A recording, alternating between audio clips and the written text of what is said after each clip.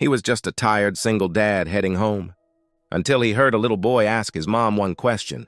"Are we bad people, Mama?" And that question changed everything. The snow fell quietly that December night in Seattle, soft flakes landing on the windshield of Daniel Hayes' old pickup truck. He had just finished a long shift at the auto shop, his hands still smelling faintly of grease. All he wanted was to get home to his little girl, Ellie, and the warmth of their small living room.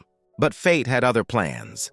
As he stopped at a red light near an old diner, he noticed movement on the sidewalk. A young woman and a small boy stood huddled beneath a flickering street lamp, their thin jackets no match for the cold. The boy couldn't have been more than 6. He was clutching a worn-out teddy bear, his tiny fingers red from the chill. The woman, maybe mid-20s, was trying to hide her shivers, pretending to be strong. Daniel hesitated. He didn't want to intrude. He'd seen enough people in pain to know some walls were built for survival. But then the light turned green, and just as he began to drive, he heard it. "Are we bad people, Mama?" The boy's voice was soft, trembling. And it broke something inside Daniel. He stopped the truck. For a few seconds, he just sat there, staring through the rearview mirror, his heart heavy. Then, without overthinking, he pulled over. He stepped out, his boots crunching against the snow. The woman looked up nervously, tightening her grip on the boy. "I'm sorry," she said quickly. "We're not asking for anything." Daniel raised a hand gently. "I know, I just heard your son." The boy hid behind her leg, shy. "We're not bad people," Daniel said softly, kneeling to his level. "You're just having a tough night." The woman's eyes filled with tears and her voice cracked. "I lost my job last month. Rent's due. My car broke down. We've been sleeping wherever we can." She looked away, ashamed. "I didn't want him to see me like this." Daniel nodded slowly. He'd been there once, broke, scared, pretending he had control. He glanced at his truck, then back at her.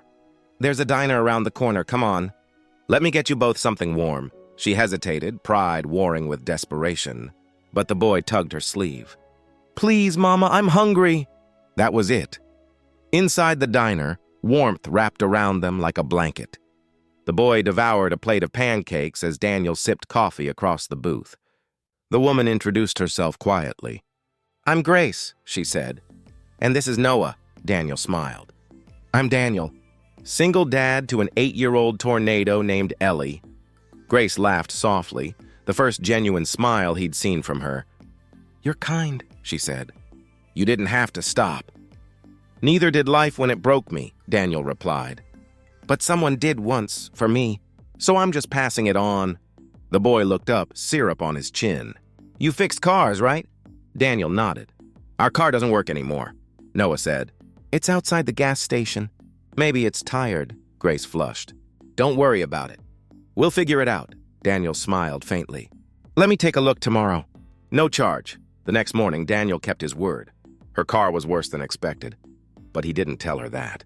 Instead, he spent the day repairing it between jobs, using spare parts from the shop. When Grace arrived later, she froze at the sight of the engine purring perfectly again. Her eyes filled. "How much do I owe you?" He shook his head.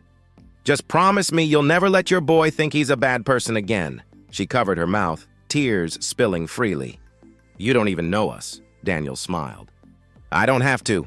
I just know what it's like to need a miracle." Noah ran up and hugged him around the waist. "Thank you, mister."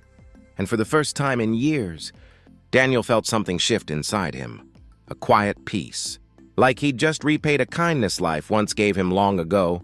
That night, he tucked Ellie into bed. She smiled sleepily and asked, "Daddy, why do you always help people you don't know?" He thought about Grace and Noah. About that cold night under the streetlight. About the little boy's voice echoing in his mind. Because sometimes, "Sweetheart," he whispered, "when you help someone else, you help a part of yourself you didn't know was still broken." As he turned off the lights, snow began to fall again, soft, silent, forgiving. Somewhere out there, a mother and son slept in a warm bed, safe for the first time in months, and Daniel Hayes smiled, knowing that a small act of kindness had rewritten 3 lives forever.